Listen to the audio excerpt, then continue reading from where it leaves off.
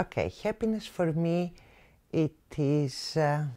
Happiness is... Happiness for me is It's a tough question.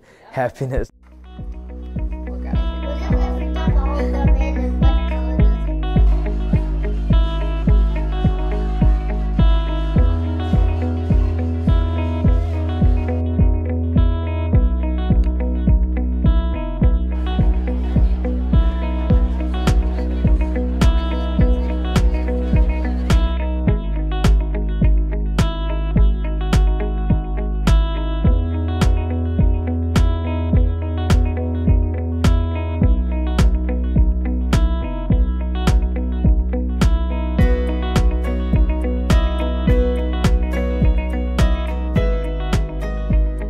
Eudaimonia is the fulfilling of your life through pleasures, through happiness.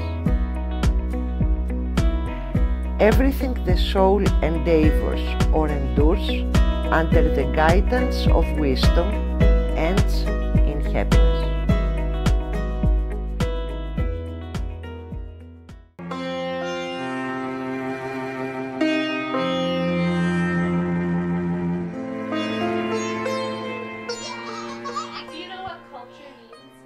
No. Oh wait, yes, it's like a different thing. Like people talk different, or like that's their culture. So like if I talk Spanish, that's my culture. So what is your culture? English. My parents are actually from India, and I was born in America. It has actually a huge influence on my life because they teach me all their traditional values they've learned growing up in India. And I learn all those values, but I also incorporate the American values because I've grown up in this culture also. So for me, it's a mixture, and I try to, represent best of both worlds.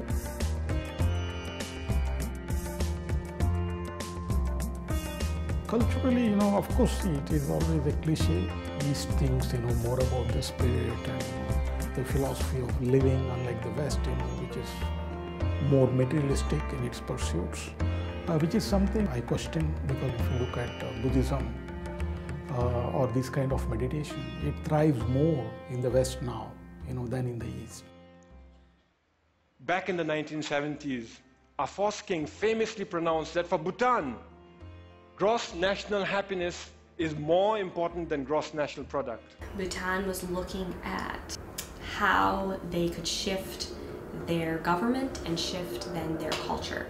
They were trying to have things be more productive overall.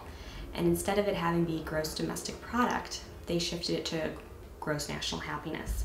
Ever since, all development in Bhutan is driven by GNH, a pioneering vision that aims to improve the happiness and well-being of our people. And the UN is trying to work off of the model that Bhutan started to have more countries be able to bring that into their government.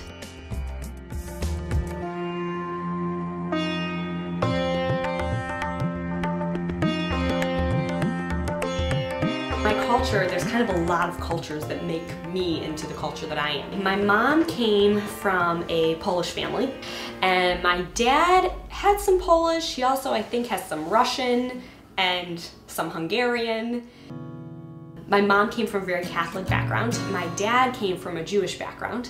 So from my mom's side of the family, the Polish culture, food. Food is a big part of happiness because food is one of the things that brings everybody together.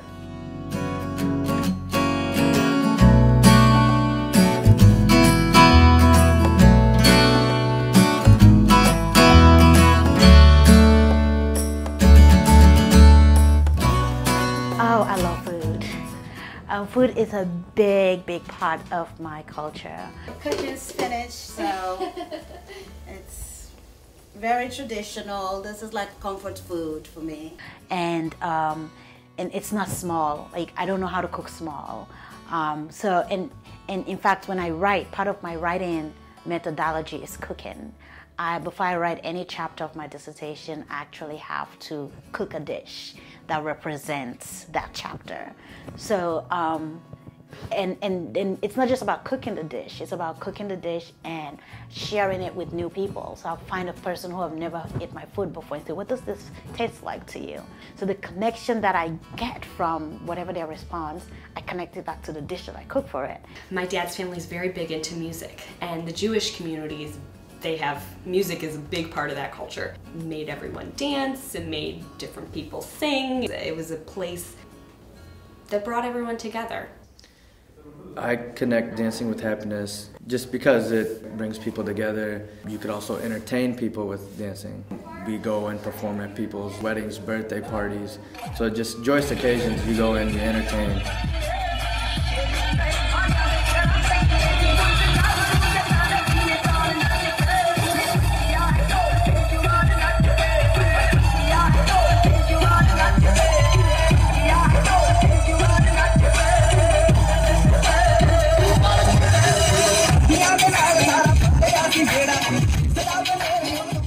Singing and dancing are two of the weirdest things that demonstrate my happiness. Now you, when I went Sokoto, when I go Sokoto, Obikoro, now you, I swear you too fine. The weirdest time I do them in the morning when I'm ready to come to class. I have to get myself happy. I can't just get out of bed and come. When I think about the things you do, something that's telling me for marry you. When I think about the things you do, something that's telling me for marry you. Now you. So from both ends, the food, the music, bringing everyone together. That's what I've grown up with in these many different cultures.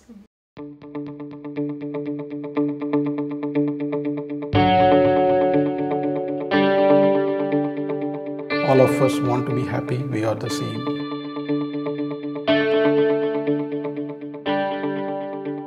Even the most evil person is after some kind of joy or happiness according to his definition. But in the way we approach it, we are all different.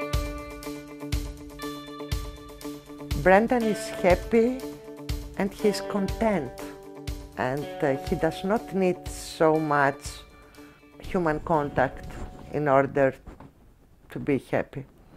In the Greek culture, silence is awkward. In Brendan's culture, silence is the language of God. So you can see that what is happiness for me, it is not happiness for him. Not everything, but certain things, they are not. What makes you happy? Sometimes him. Sometimes people. When happy things happen, I feel happy. Community means a lot, Community in the sense, not just, my own family, which is very important for me, but also the larger community, of students and, filmmakers, Thanks to my family, friends, dancing obviously makes me happy. Yeah, just stuff like that. I just like hanging out with all my buddies and all that.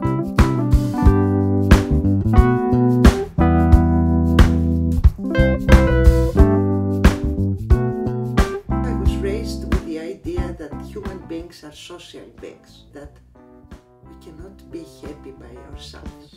There's a 75-year Harvard study where it's been a vast amount of different researchers that have been part of this study, and they found to be most true about happiness that it has to do with your relationships, not the amount of relationships you're part of, but the quality of the relationships.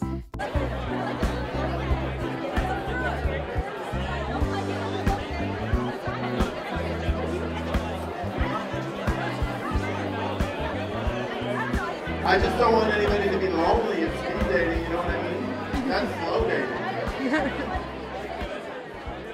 I went to speed dating, and they basically just put you across from another person and you talk to them for like 2 minutes, I think. I think the best place to meet a significant other is college, because you're just surrounded by people who are all kind of like similar to you. You're all going through the same experiences. like, I don't want to insult your intelligence. Like, oh, I don't know if you're going to read this. Which is better, bacon or avocados? Rotate, My husband and myself, we are very different because we are different characters and we are coming from different cultures. Still, we have a lot of commonalities. And these commonalities on the basics. Love for me means just kind of like thinking about someone else and like putting them first. I want love, but cultures created unrealistic expectations for that love, which is why I feel relationships don't do very well nowadays. Our differences and the compromises that we have to do about our differences makes us going. My grandmother, who raised me, had always taught me, look out for yourself. You know, look out for yourself. And I didn't know what she meant by look out for yourself. I'm like, that is so selfish when you say look out for yourself. But what she was trying to tell me was that the self involves my family. And when my family is happy, you are happy. Whatever you do is going to be echoed by your family. And I have 2 siblings, 2 boys. So I've been taught to care for them, not necessarily from a place of willingness. That's just culture that taught me that. And not until I begin to see my students' instant gratification wasn't like a moment where I connect what my culture was teaching me and what the reality was. So my culture taught me, but it was the practice of teaching that brought it to life. So I was looking at this article by Scott Hubner. His understanding was that for children, a lot of their happiness has to do with relationships and their environments in which they can learn to process different things, and that they are very supported by community.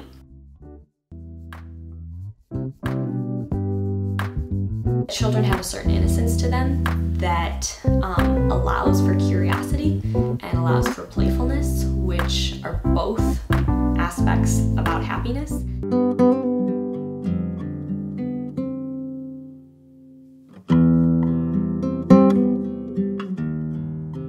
I think that, by default, I think not only me, all human beings tend more towards sadness because there is something melancholic, particularly, with the predicament that here is life, but it is going to come to an end. If not you see in your parents, as they grow old.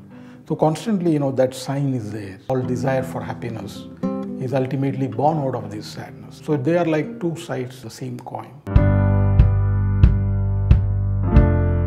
So one night, my last night in the island, I decided that that's it, I need to see some friends. And as we were coming back with a friend, suddenly the car had to press the brakes. She says to me, look, there is a family there. And there was a husband and 3 or 4 kids. So I said, I'll come to pick you up. Then when we arrived, there were some young policemen. I insisted that they will take the family. So then I had to drive backwards. On my right side, they were all people. On my left side, there was a chicken wire fence. A young man, he started to, with his body language, to tell me to stop. So the young man comes to me and asks me again with body language if he can drive the car. And I said, of course, take the keys. I felt that he was so happy driving the car. Who knows when was the last time that he ever drove a car. I thanked him and I tried to give him some money, thinking that he needs this money. And his response was overwhelming no. I will never forget that big smile that he had when I was thanking him. So I felt that the best thing that I have ever done during this crisis, it was that I empowered that young man.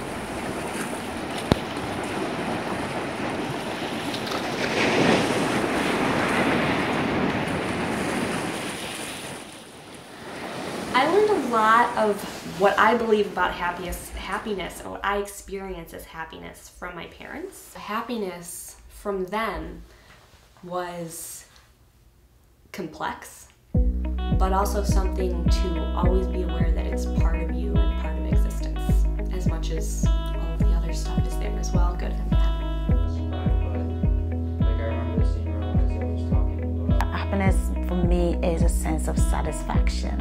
Happiness is the very purpose of life. It's, I don't know, just anything that makes you feel good, you know, that seems right, that helps, I mean, even like makes other people happy. The passions that I have and the pursuits that I believe are worthwhile. Happiness is just these reasons or things that are happening in your life that make you feel good.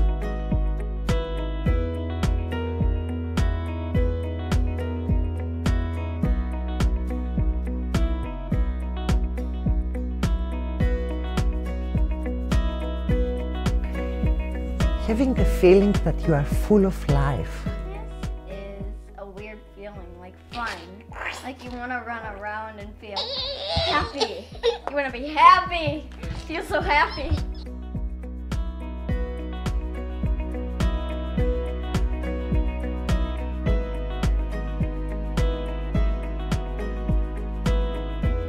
That we make it. It's kind of an insane, crazy world out there. And if you get each year that you get, that's a gift that you have this ability to give back whatever it is that you have to offer.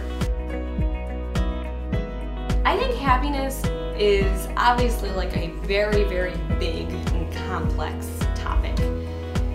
But I also think depending on who you are and what you want, it can be simplified. Everyone's looking to reach happiness, to sustain happiness. And I think, I don't know, I would like to believe in a world that